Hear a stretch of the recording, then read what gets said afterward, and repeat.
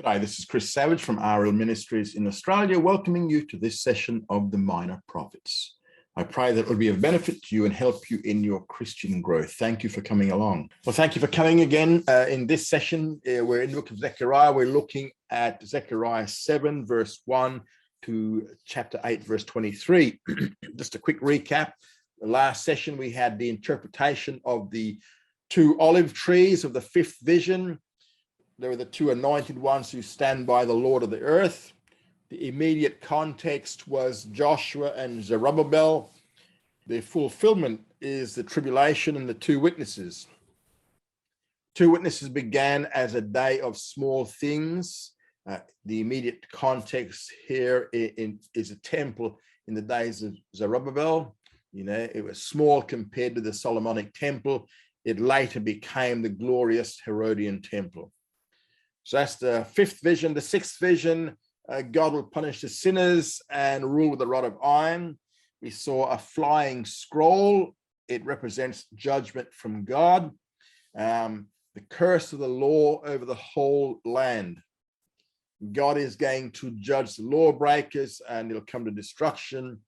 And he's going to make an end of sinners and the wicked ones. The seventh vision, God will remove national wickedness. The vision we have here is an ephah, which is a true standard of weight, but it is corrupted, for there is a woman sitting in it and there's a lump of lead in it also. Now, that woman represents wickedness. It's a false measure that controls the world economic affairs. She's lifted up in this ephah and taken to Shinar, Babylonia. The false economic system in the future will eventually be moved back to Babylon, where it all began under Nimrod. Revelation 18, in the tribulation, Babylon becomes the world political capital of the Antichrist. It also becomes the economic capital of the world.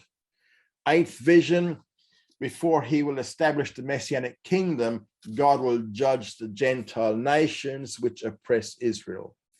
We saw the four chariots. They're agents of God's providence towards the Gentile nations dealing with Israel.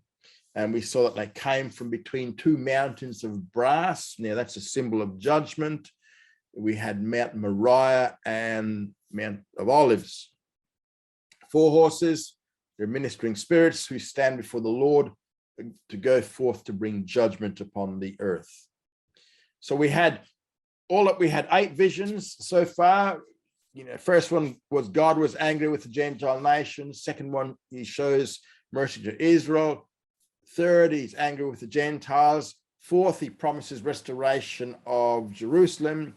And then 4 to 7, preparation for restoration, restores the confidence in the priesthood and civil authority. That's Joshua and Zerubbabel. Removal of sin and the sinner. And then the eighth vision, the cycle is now put in force by the eighth vision. We had a symbolic act where there was placing of crowns on Joshua the high priest's head, and the lesson for the distant future, remembering that the branch, the Messiah, will sit and rule upon his throne, and he shall also be a priest. So he'll be king and priest. So the lesson for the immediate future in Zechariah's day, the crown shall be for a memorial, and others will now come and build a new temple, and they will know that Zechariah was sent from God. So that's a pretty lengthy recap. Okay, let's get into tonight's session. Now, we're coming up to the question of fasting, and this is in chapter 7, 1 to 8:23. Now, this is the second part of Zechariah's book, and it comprises of chapters 7 and 8, which deal with this question of fasting. It's a bit different from what we've just seen in the first 6 chapters. I mean, there's no visions in this one, and we're going to find it. The remaining chapters after chapter from 9 onwards will be a little bit different as well.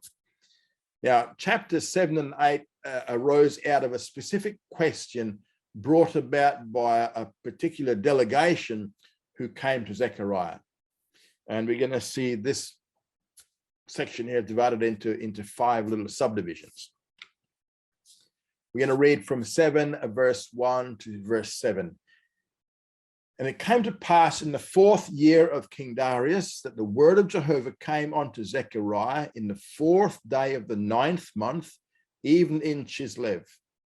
Now they of Bethel had sent Sherezer and Regem-melech and their men to entreat the favor of Jehovah, and to speak unto the priests of the house of Jehovah of hosts, and to the prophets, saying, should I weep in the 5th month, separating myself as I have done these so many years? Then came the word of Jehovah of hosts unto me, saying, speak unto all the people of the land and to the priests, saying, when you fasted and mourned in the 5th and in the 7th month, even these 70 years, did you at all fast unto me, even to me? And when you eat and when you drink, do you eat for yourselves and drink for yourselves?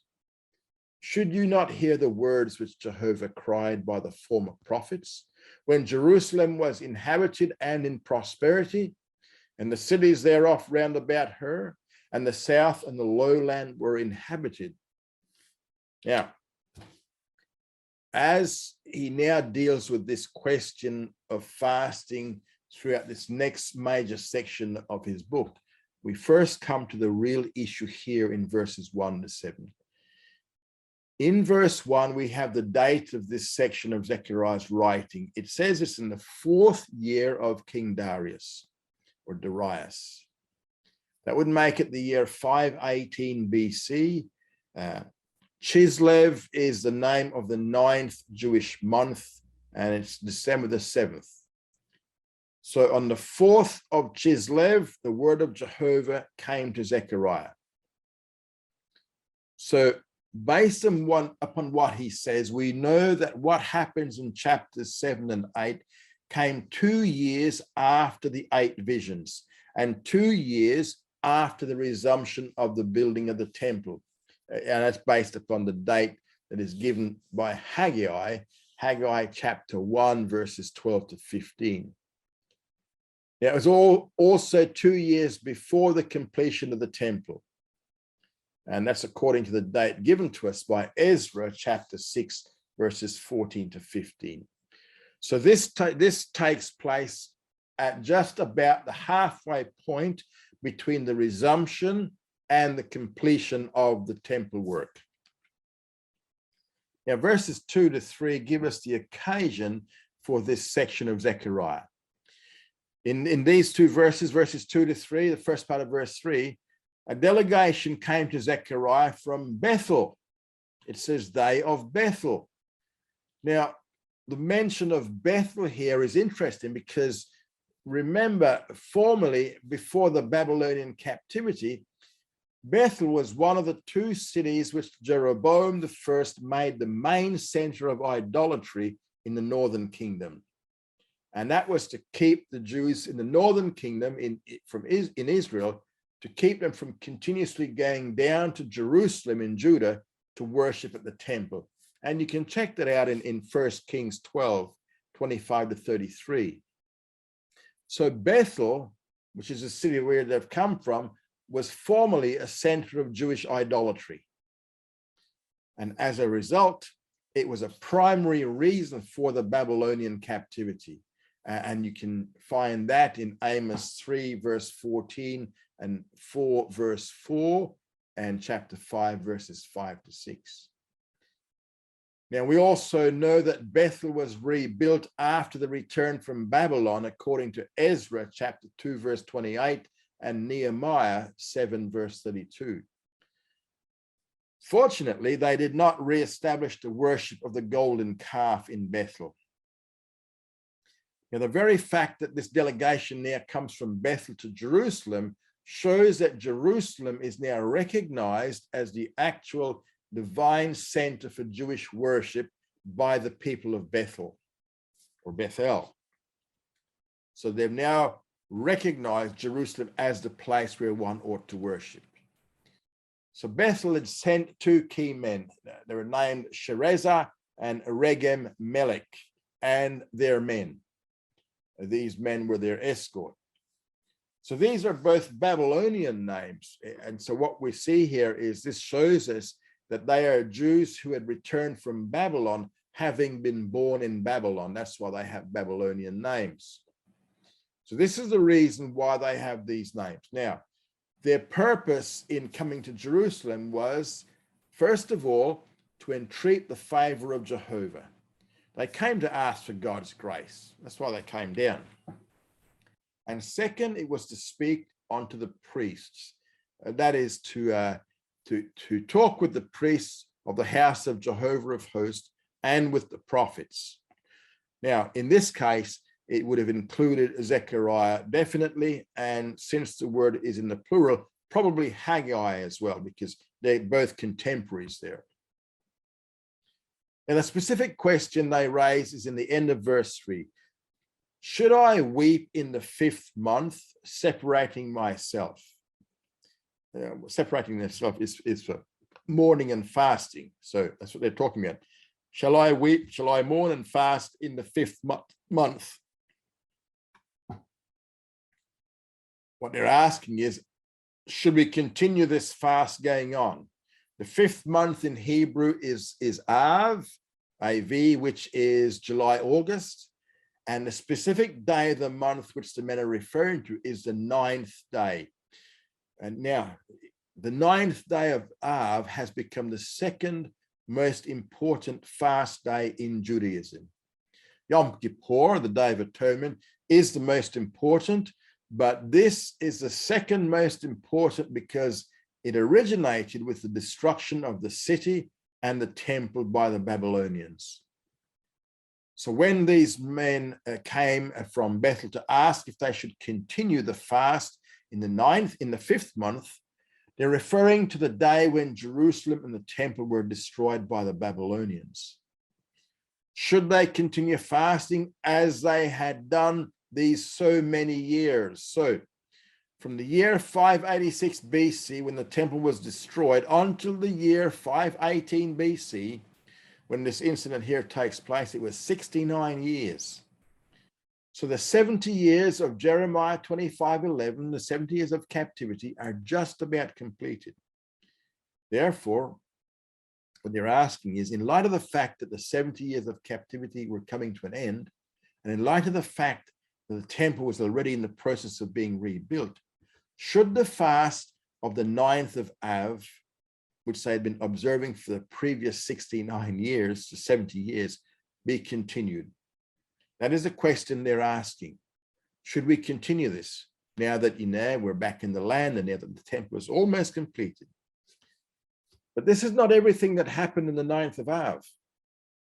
In rabbinic tradition, the judgment of Kadesh Barnea in Numbers chapters 13 and 14, which caused the Jewish nation to continue their wandering for another 40 years, also occurred on the 9th of Av. That's only rabbinic tradition. But we also know that other things occurred on that day, which caused it to become the second most important fast day in the Jewish calendar. Not only was the Solomonic temple destroyed on this day, but years later, it was also on the 9th of Av in AD 70 that the second temple, the Herodian temple, was destroyed. On this day, the city of Betar, that's B-E-T-A-R, which was the headquarters of the second Jewish revolt against the Romans, was also destroyed. It was also in this day the Temple Mount was plowed over and sown with salt. This was also the day when the expulsion from Spain took place in 1492. So the 9th of Av is a very symbolic day in rabbinic Judaism. In verses 4 to 7, we're given God's answer. In verse 4, the word of Jehovah comes to Zechariah. And then in verses 5 to 6, Instead of answering their question with either yes or no, yes, you can continue it, or no, you need to stop it now. God chooses to point to the hypocrisy of these two men who are raising the question. In the first part of verse 5, those who are addressed are not just the two representatives from Bethel, because God says, speak unto all the people of the land, not just these men, all the common people, not just these two or just the city of Bethel, and to the priests. These were their leaders. So Zechariah is told to speak to everyone. God points out here that when they fasted, it was not for his sake. So he says, when you fasted and mourned in the 5th and in the 7th month, so the fast of the 5th month was the fast of the 9th of Ab, we just spoke about. The 7th month is called Tishri, and that was when the fast of Gedaliah is observed. Now, Gedaliah, he was the governor of Jerusalem, appointed by the Babylonians, who was assassinated. We see that in Jeremiah chapter 4, verse 12, Jeremiah 4:12. So God, and that's why they had the fast in the 7th month. So God asked them, when they fasted on these two occasions, even these 70 years, did you at all fast unto me, even to me? Now, this is put very emphatically here. It's a rhetorical question. Did you really do this for me? That's what God is asking them. And this question requires a negative answer. And the answer should be, of course, no, we didn't do it for you. And they didn't do it for God. Although they had fasted all those years to commemorate the destruction of the Solomonic temple and the assassination of Gedaliah, they had not really done it unto the Lord. Furthermore, he points out in verse 6 that when they were feasting and keeping Jewish festivals, they were not doing that for the sake of the Lord either. So the issue as God saw it was, did you not eat and drink for yourselves? So these, again, are rhetorical questions requiring positive answers. Yes, they really did eat and drink just for their own sake. It was party time. They were not doing these things for the glory of God. Then in verse 7, he gets to the heart of the issue by pointing out their failure to obey the former prophets. He says, should you not hear the words which Jehovah cried by the former prophets? Now, the former prophets here would have been the pre-exile prophets. These were the ones who spoke to them before the Babylonian captivity came upon them, men like Jeremiah, for instance. In those days, God says, Jerusalem was inhabited and in prosperity, and the cities of Jerusalem were round about her. In other words, at that time, those cities were still standing, and the south, that is the Negev, and the lowland, that's the Shephelah, they are all inhabited. The point of verse 7 is this: obedience to the former prophets would have prevented this whole question of fasting ever becoming a national activity. This is the point made in Isaiah 58, verses 3-7. In other words, these fasts in the 5th and 7th months were never commanded by God. They were instituted upon the people's own initiative because Jerusalem was destroyed and because Gedaliah was assassinated. None of it was done for the glory of God. But Jerusalem was destroyed because of disobedience. So, had they obeyed God's commands through the prophets, Jerusalem would not have been destroyed. Jerusalem was destroyed only because they disobeyed the prophets. The prophets are God's mouthpieces. The question of fasting would never have come up, therefore, had they obeyed. So, at this point, as we can see, God has not really answered their questions. Instead, he points to their hypocrisy in the matter and to the issue which caused it to begin with. Now we come to the section which deals with their disobedience to the prophets. And this is in verses 8 to 14. And the word of Jehovah came unto Zechariah, saying, Thus hath Jehovah of hosts spoken, saying, Execute true judgment and show kindness and compassion every man to his brother, and oppress not the widow, nor the fatherless, the sojourner, nor the poor. Let none of you devise evil against his brother in your heart. But they refused to hearken, and pulled away the shoulder, and stopped their ears, that they might not hear. Verse 12. Yes, they made their hearts as an adamant stone, lest they should hear the law and the words which Jehovah of hosts had sent by his Spirit by the former prophets. Therefore, there came great wrath from Jehovah of hosts. And it has come to pass that as he cried, and they would not hear, so they shall cry, and I will not hear, says Jehovah of hosts. Verse 14. But I will scatter them with a whirlwind among all the nations which they have not known. Thus the land was desolate after them, so that no man passed through nor returned, for they laid the pleasant land desolate. So in these verses 8 to 14, Zechariah now deals with the disobedience to the prophets, and he elaborating upon verse 7 of the previous section. In verse 8, the word of God comes again to Zechariah, and in verses 9 to 10, he summarizes what the former prophets had to say. Thus has Jehovah of hosts spoken. The former prophets had basically told Israel that they had to do some very specific things. First of all, they were to execute true judgment. Second, they were to show kindness and compassion, every man to his brother. Third, they were to oppress not four classes of people: the widow, the fatherless, the sojourner, and the poor. The first two classes, the widows and the fatherless, are those who become the means of exercising true religion, according to James chapter 1, verses 26 to 27.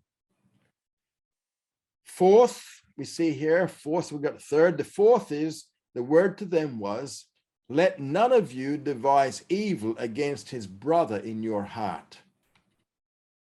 In these 4 points, Zechariah summarizes the words of the former prophets.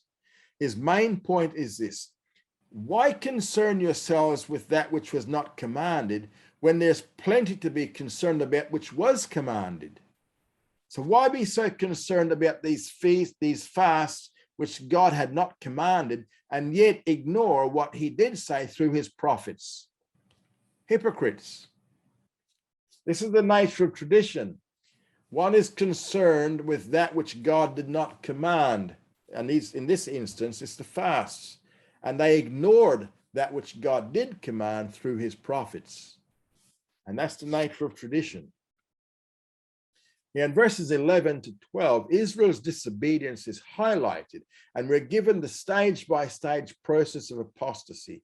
First of all, it says that they refused to hearken, they refused to listen. Second, they pulled away their shoulder. So this is a visible act of rebellion. It's like, don't touch me sort of thing.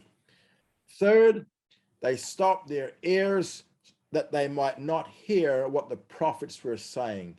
And fourth, they made their hearts as an adamant stone, lest they should hear the law and the words which Jehovah of hosts had sent by his Spirit by the prophets. So here we learn a very important truth concerning the origin of the prophetic word. What God spoke through the prophets was inspired by the Holy Spirit. He just tells us that here. So they had a prophetic voice. They were inspired by the Holy Spirit to speak. However, there were these 4 steps to their apostasy. Therefore, there came great wrath from Jehovah of hosts. So their rejection of the prophets, who had spoken by inspiration from the Holy Spirit, resulted in them being rejected by God, which brought on their captivity. And this point is also made by 2 Chronicles chapter 36, verses 14 to 16, and Jeremiah chapter 8, verses 18 to 22. And for this reason, in verses 13 to 14, we now see the judgment come. In verse 13, he warns that God will no longer listen to them. Israel made the first move. It came to pass, as he cried, they would not hear. Now, God's response is, so they shall cry, and I will not hear. True, once a point of no return is reached. If they refuse to hear, then when they get to this point of no return, God will refuse to hear their cry also. In verse 14, the result of this was their dispersion. I will scatter them with a whirlwind among all the nations which they have not known. So this looks towards what is yet future to Zechariah. The whirlwind represents the Gentile nations who will scatter them, as we see from Daniel chapter 7, verses 1 to 3. In Daniel 7, 1 to 3, we saw that the four winds of heaven broke forth upon the Mediterranean, the great sea, the Mediterranean Sea, and four great beasts came up from the sea, diverse one from another. In addition, God says that their land will now lie desolate. So thus the land was desolate after them, so that no man passed through nor returned, for they laid the pleasant land waste. The fulfillment is basically this. There was a partial fulfillment in the Babylonian captivity when the land lay desolate for these 70 years. As for the scattering part of this verse, its ultimate fulfillment took place in AD 70.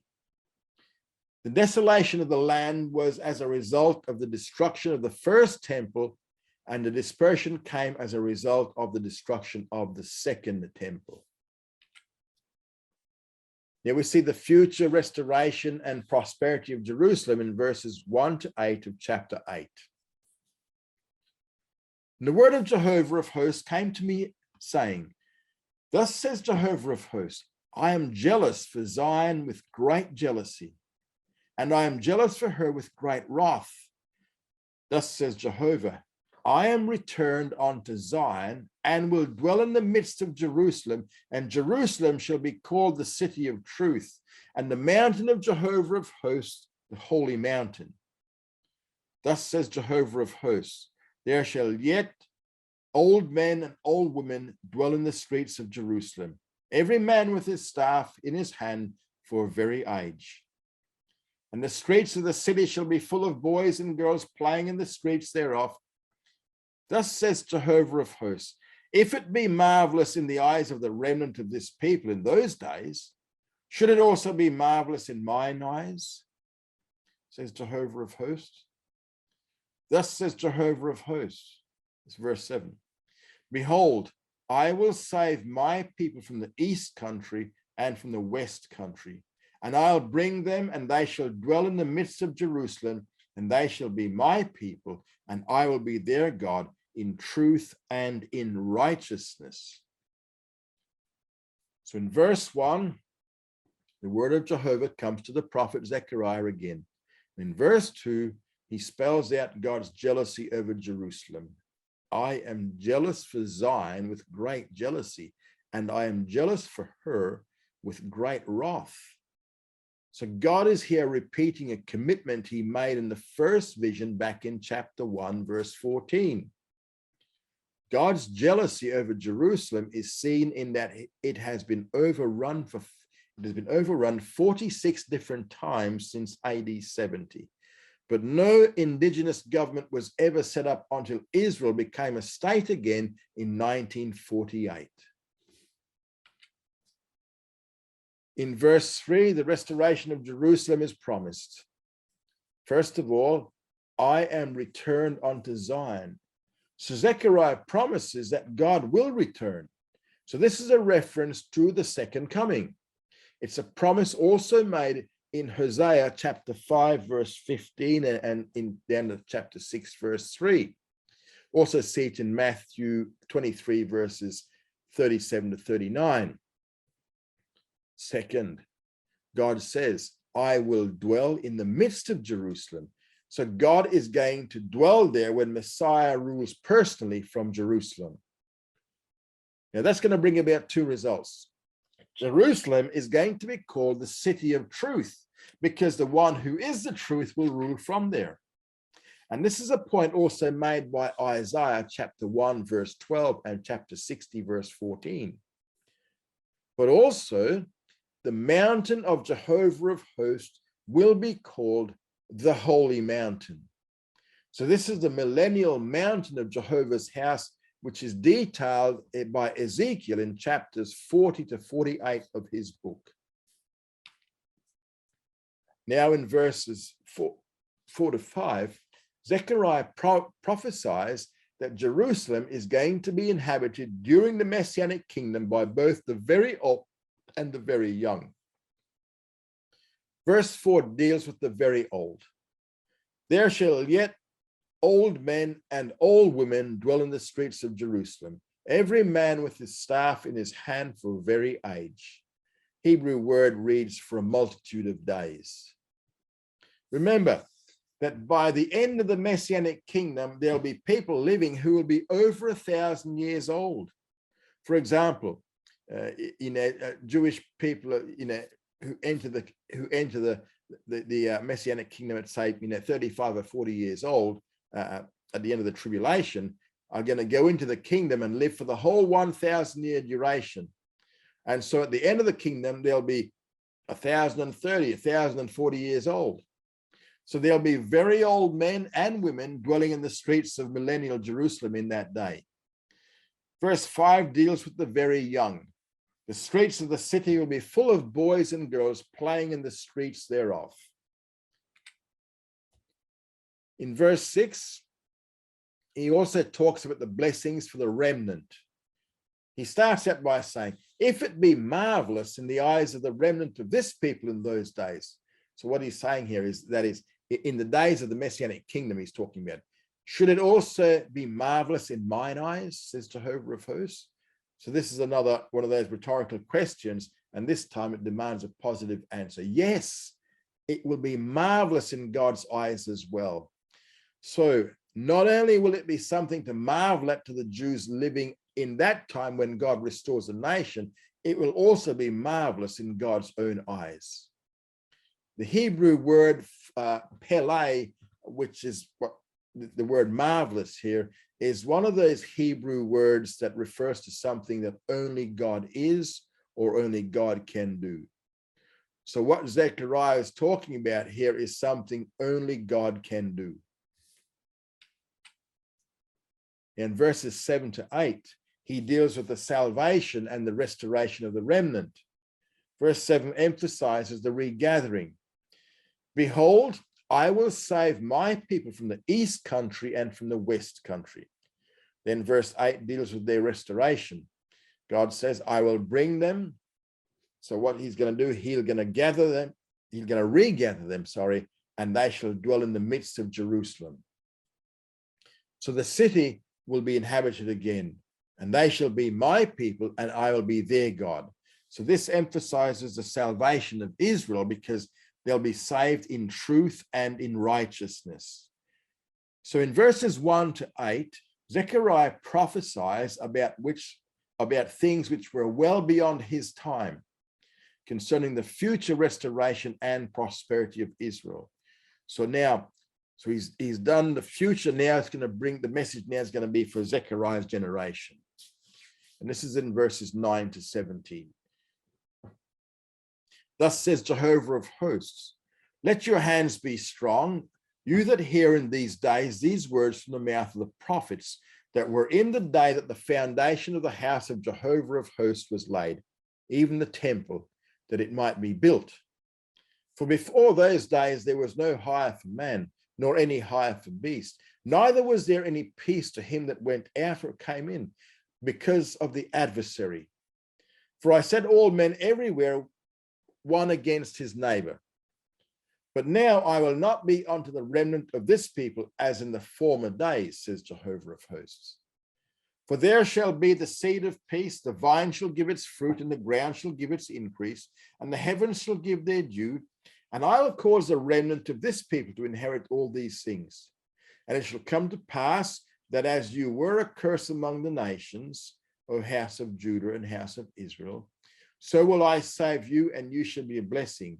Fear not, but let your hands be strong. For thus says Jehovah of hosts, as I thought to do evil unto you, when your fathers provoked me to wrath, says Jehovah of hosts, and I repented not. So again have I thought in these days to do good unto Jerusalem and to the house of Judah. Fear ye not, these are the things that you shall do. Speak you every man the truth with his neighbor. Execute the judgment of truth and peace in your gates. And let none of you devise evil in your hearts against his neighbor.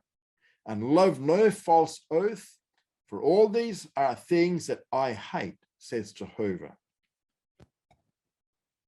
So the message to Zechariah's generation begins in verse 9 with a call to obedience. Let your hands be strong. So this here, they're being encouraged to continue rebuilding the temple. You that hear in these days these words from the mouth of the prophets. In other words, what we see here is that they are to obey the present prophets, in contrast to, remember, they failed to obey the former prophets. So what he's saying is, you need to listen to Zechariah and Haggai. These are the prophets who were in the day that the foundation of the house of Jehovah was laid. Remember, that was 15 years earlier. Zechariah and Haggai were already there then. Even the temple, that it might be built. Again, this here is an encouragement for them to get on and to finish this second temple. And in verse 10, he reminds them of the situation in the land before they had returned. He says, for before those days, that is before the foundation of the temple was laid, there were various troubles in the land. And Zechariah mentions three of them specifically. First of all, there was unemployment. There was no hire for man, no hire for beast. There was no work. Secondly, there was an external enemy. Neither was there any peace to him that went out or came in because of the adversary. Then there was internal strife as well. For I set all men, every one against his neighbor. So these were all things that were happening because of their failure to complete the rebuilding of the temple. And Haggai made the same point in Haggai chapter 1, verses 2 to 6. Haggai 1, verses 2 to 6. Now in verses 11 to 13, Zechariah makes a promise to his own generation. In verse 11, he promises that there's going to be a change in the way God deals with them. But now, this is God speaking here, but now I will not be unto the remnant of this people, which is the generation of that day, as in the former days, says Jehovah. So as far as Zechariah's generation was concerned, God was not going to deal with them as he had with previous generations. Instead, we see in verse 12, he says, there's a promise of peace and prosperity. There shall be the seed of peace. This has to do with agricultural prosperity here. So he says, the vine shall give its fruit, and the ground shall give its increase, and the heavens shall give their dew. So these things here show that God was giving them the seed of peace. And then he says, I will cause the remnant of this people to inherit all these things. So Zechariah's contemporaries are going to receive all the benefits of this increased productivity. And further on in verse 17, he now points out that God is going to remove the curse. And it shall come to pass that as you were a curse among the nations, O house of Judah and house of Israel. Notice that members of both kingdoms have returned from exile here. So will I save you, and you shall be a blessing. Because of all that is promised, he then gives them further encouragement. He says, fear not, but let your hands be strong. And that's for the purpose of rebuilding the temple. In verses 14 to 15, the prophet draws now a contrast between God's present plans and his former plans. His former plans are spoken of in verse 14. For as I thought to do evil unto you when your fathers provoked me to wrath, and I repented not. So God's former plans were to bring judgment upon them. That's their fathers. But in verse 15, his present plans are different. So again have I thought in these days to do good unto Jerusalem and to the house of Judah. So fear not, don't be fearful. And then he repeats some of the summary of the former prophets in verses 16 to 17 for that generation to obey.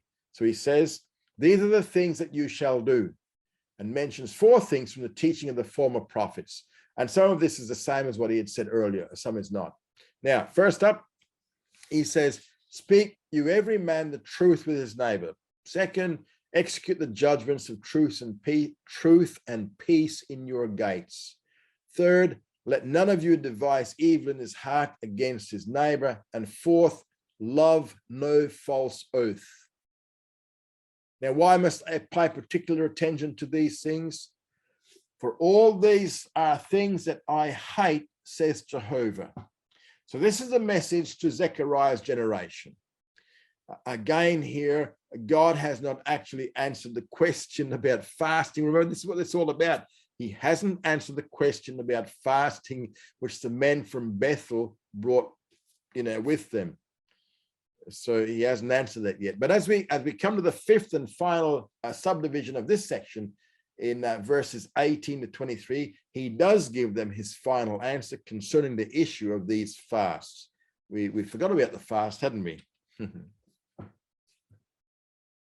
This is verse 18, chapter 8. And the word of Jehovah of hosts came unto me, saying, thus says Jehovah of hosts, the fast of the 4th month, and the fast of the 5th, and the fast of the 7th, and the fast of the 10th shall be to the house of Judah joy and gladness and cheerful feasts.